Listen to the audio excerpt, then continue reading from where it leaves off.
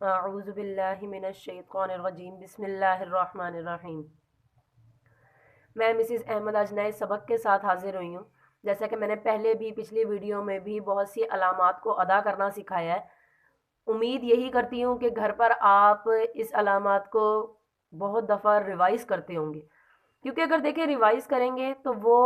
آپ کے لیے اچھا ہے بار بار پڑھنا، تاکہ ایک علامات کو ادا کرنا، یعنی کہ تمام علامت کس طریقے سے ادا ہوگی، کون سے اس کی کس طریقے سے آوازیں نکلیں گی، جتنی دفعہ آپ گھر میں دہرائیں گے اس میں آپ کا فائدہ ہے۔ یہ نہیں ہوتا کہ بھئی اگر آپ نے گھر میں 2-3 دفعہ پڑھا ہے تو اس کا فائدہ مجھ تک پہنچے گا، نہیں، اس کا فائدہ آپ کو بھی ہے، ٹھیک ہے۔ میں نے پچھلی ویڈیو میں بھی ایک نئی علامت کا ذکر کیا تھا، ایک نئی علامت بتائی تھی، آگے اس کا جوڑ کا طریقہ بتایا تھا کہ جب لفظوں کے درمیان میں یہ علامت آتی ہے پھر کس طریقے سے اس کا جوڑ کیا جاتا ہے، کس طریقے سے اس کو ادا کیا جاتا ہے، ٹھیک ہے۔ اب ہمارے پاس جو علامت ہے وہ ہم نے پہلے بھی دیکھی ہوئی ہے، ہم نے شروع کی، اگر آپ ویڈیوز دیکھیں اس میں نے شد کی علامت بتائی ہے، اس میں شد کی علامت کا بتایا ہے کہ کس طریقے سے ادا ہوتی ہے اور شد کس طریقے سے پڑھا جاتا ہے یہ وہی شد، لیکن اب اس کے پچھلے لفظ پر مد نہیں ہے، یعنی کہ جب مد ہوتا ہے تب ہمیں ظاہر سی بات ہے اس کو ہمیں ایک الف کی مقدار سے زیادہ کھینچنا لازم ہے۔ یہاں پر شد کے ساتھ پیچھے زبر، زیر، پیش، مطلب دوسری علامات کا ذکر ہے، تو اگر یہ تشدید یعنی کہ جو شد کہا جاتا ہے اگر یہ دوسری علامات کے ساتھ آتی ہے تو اس صورت میں کیسے ادا ہوگی؟ ایک مد کے ساتھ کی تو ادائیگی ہم نے پڑھ لی، ہم نے وہ سیکھ لی، ہم نے وہ مطلب بعد میں گھر میں بھی پڑھ لی، وہ ہمیں ادا کرنا آ گیا۔ اب اگر دوسری علامت آ جاتی ہے اس علامت کے ساتھ تو اس صورت میں ادا کیسے ہوگا وہ میں آج آپ کو بتاؤں گی۔ اس علامت کے بارے میں نے پہلے بھی بتایا تھا کہ اس کے 2 سرے ہوتے ہیں، 2 سرے ہوتے ہیں اس کے۔ اس کا مطلب کیا ہوتا ہے کہ اس کا ایک سرے کا مطلب یعنی کہ پچھلے لفظ کے ساتھ ملائیں، اور دوسرا سرا اس کی اپنی آواز، جیسے ہم نے پچھلے کا وہ جزم پڑھا تھا تو اس کی اپنی آواز اتنا ہی ہوتی ہے، وہ پچھلے لفظ کے ساتھ ملتا ہے، صحیح، اور باقی جس کی جو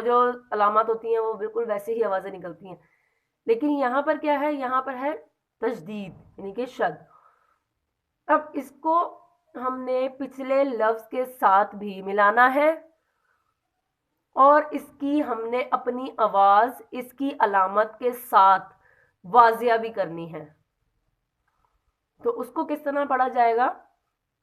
بسم اللہ الرحمن الرحیم۔ الف زبر با، اب الف کے اوپر زبر ہے، با کے اوپر ہی تشدید والی علامت ہے، الف زبر با اب، با کے ساتھ ملا، پھر اگلا سرا کیا ہے اس کا، با زبر با، اب با،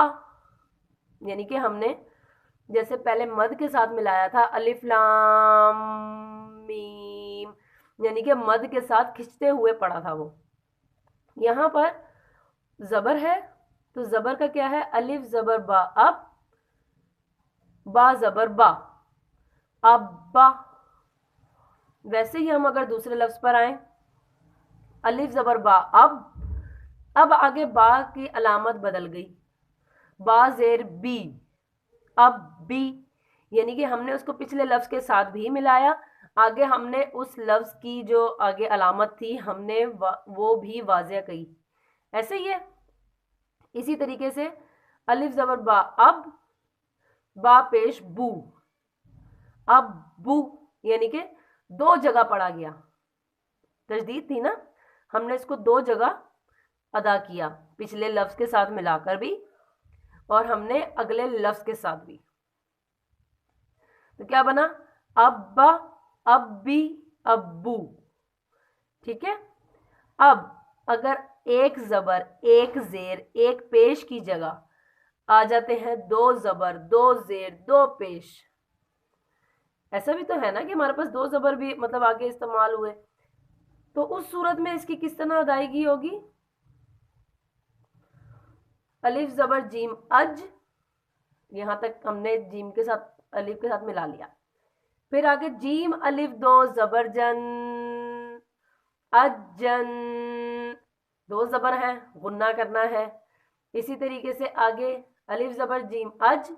जीम दो ज़ेर जिन, अजिन।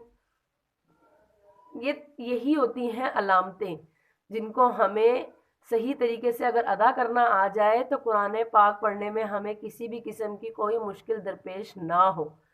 लेकिन हम इन अलामात पे गौर नहीं देते, हम कहते नहीं हमें आ जाएगा, हम तो पढ़ लेते हैं। तो अगर हम थोड़ा सा सही करके पढ़ेंगे तो जाहिर सी बात है लफ्ज़ का मतलब एग्जैक्ट वही रहेगा। लेकिन अगर हम उसकी अदायगी में गलती कर जाएंगे तो उस सूरत में लफ्ज़ों का मतलब बदल जाता है। ठीक है, दो ज़बर के साथ इस तरह पढ़ा जाएगा, खाली ज़बर ज़ेर के साथ इस तरीके से पढ़ा जाएगा। यानी कि पिछले लफ्ज़ के साथ भी मिलाना है और हमें आगे उसकी आवाज़, अब उसकी आवाज़ चाहे एक ज़बर एक ज़ेर एक पेश की है, चाहे दो ज़बर दो ज़ेर दो पेश की है, वो फिर उसके मुताबिक होगा। ठीक है, मज़ीद कुरान पाक को घर में पढ़ें, आगे जो आपको लगता है कि जो आपसे सीखना चाह रहे हैं आप उनको सिखाएं। अगर आपको इस वीडियो में से भी कोई चीज़ समझ में नहीं आई तो आप मुझे कमेंट सेक्शन में बता सकते हैं कि हाँ हमें ये चीज़ समझ में नहीं आई, हमें दोबारा सिखा दें। ठीक है, अपना और अपने घर वालों का ख्याल रखिएगा। अल्लाह हाफ़िज़।